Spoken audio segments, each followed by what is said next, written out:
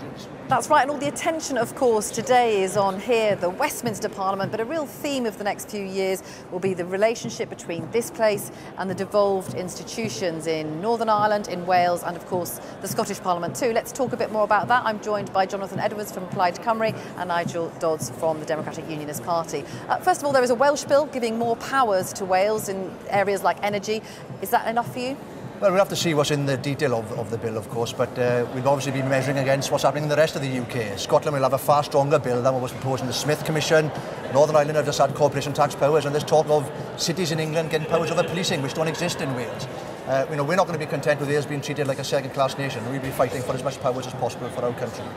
And Nigel Dodds, what struck you about the Queen's speech? What was there for the people of Northern Ireland, do you think? Well, there was a commitment to implement the provisions of the Stormont House Agreement, which was the agreement in relation to the future financing of the executive in terms of corporation tax and also dealing with the past. We have a problem in Northern Ireland just at the minute with welfare reform being blocked, which means there's a big hole in our budget, and we're asking for the government to fully implement the Stormont House Agreement, which would actually deal with welfare.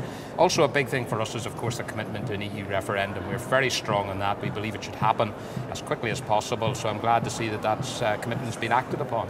Now, we heard during the general election a lot of talk about the smaller parties working together, particularly in opposition to austerity and more cuts. Isn't the reality now, with a majority Conservative government, how much influence can you really have? Well, indeed, the big announcement will come later in a few weeks with the emergency budget in 6 weeks' time or 5 weeks' time. Obviously, we'll be fighting against those measures. You know, a lot of extra cuts, far stronger and far further cuts than we saw in the last Parliament.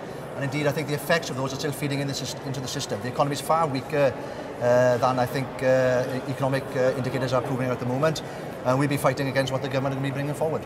And you may have hoped to have had more influence if there'd been a hung parliament, for example. There was a lot of talk about what your MPs could achieve for Northern Ireland. Is there a problem now that actually your voice will be dimmed in this parliament? No, I think in this parliament, I think the voice of the smaller parties and indeed the parties from the different countries of the United Kingdom will be very, very strong indeed. This is a tiny majority in terms of recent parliamentary majorities, and I think the government will increasingly, on a number of issues, be reliant on building coalitions and seeking support elsewhere.